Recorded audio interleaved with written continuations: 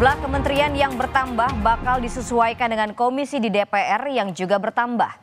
Baik Ketua DPR maupun Ketua MPR mendukung penambahan komisi di DPR sebagai mitra pemerintahan Prabowo Subianto.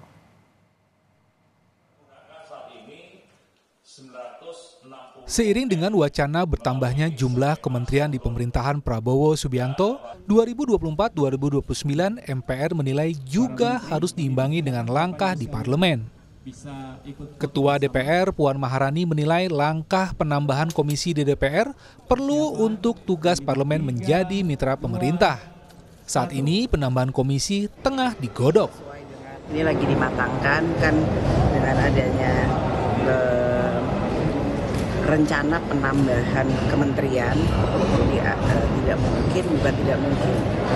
Sepertinya ada kemungkinan harus ada penambahan komisi untuk bisa kemudian memperkuat kemitraan antara pemerintah dengan legislatif. Jadi akan ada kemungkinan juga ada penambahan komisi jika memang ada penambahan kementerian.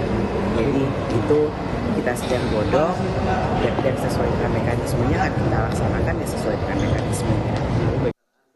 Ketua Komisi 2 DPR Ahmad Doli Kurnia yang membidangi urusan pemerintahan menilai DPR masih mengkaji penambahan jumlah komisi. Bila tak diperlukan, meski kementerian bertambah, namun bila perlu ditambah pun tak masalah. Jadi berkonsekuensi logis dengan penambahan jumlah komisi gitu.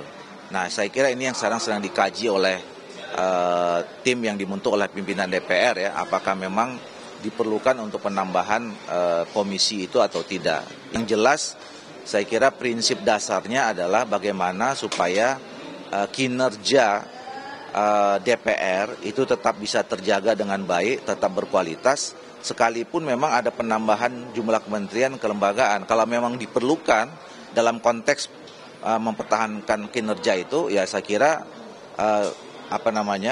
ya tidak ada masalah kalau memang itu perlu ditambah gitu. Jumlah kementerian di pemerintahan Prabowo sebelumnya diucapkan Ketua Harian Gerindra Sufi Dasko Ahmad. Penambahan kementerian untuk mewujudkan janji kampanye Prabowo. Saya juga belum tahu progresnya sampai mana, karena itu adalah hak prerogatif daripada Presiden terpilih. Nah, beliau pada saat ini memang berkonsentrasi untuk menuntaskan nomenklatur, menuntaskan jumlah, dan menuntaskan kriteria yang akan mengisi kabinet yang akan datang.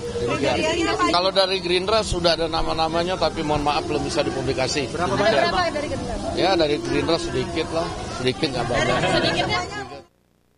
Jumlah kementerian yang bertambah bisa dilakukan Prabowo setelah Undang-Undang Kementerian disahkan pekan lalu.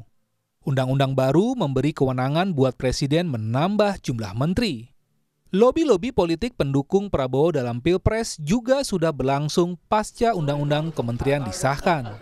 Majelis Tinggi Demokrat yang juga Presiden ke-6 Susilo Bambang Yudhoyono menyambangi rumah pribadi Prabowo di Kertanegara. Sementara itu, Ketua Umum Nasdem Surya Paloh mempersilahkan Prabowo memberikan kursi kepada menteri para pengusungnya di Pilpres. Nasdem kini mengusung Prabowo, tetapi pasca Pilpres 2024. Komunikasi dengan saya selaku Ketua Umum Partai Nasdem itu sudah lebih, paling tidak mungkin 2-3 kali sudah. Saya mengutarakan pada Pak Prabowo, Nasdem memberikan kesempatan kepada beliau dan kepada seluruh polisi kebijakan beliau untuk memprioritaskan seluruh partai-partai politik di luar Partai Nasdem untuk masuk di kabinet. Artinya Nasdem bukan prioritas.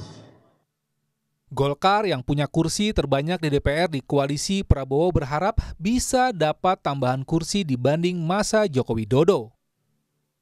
Penyusunan anggota kabinet kami serahkan semuanya kepada Bapak Presiden. Terpilih dalam hal ini Pak Prabowo. Menyangkut dengan nama dan segala macam, saya pikir tinggal tunggu tanggal mainnya saja. Ya. Saya tidak pernah membuat target, tapi kalau ceritakan pengurus ketua umum terdahulu kan sudah ngomongkan kan. Jadi kita lihatlah perkembangan ya. Otak-atik jumlah kementerian dan siapa saja yang duduk di posnya kini masih digodok Prabowo dan tim internalnya. Partai bisa mengusulkan nama, Tetapi penentuannya tetap Prabowo sebagai presiden. Tim Liputan, Kompas TV.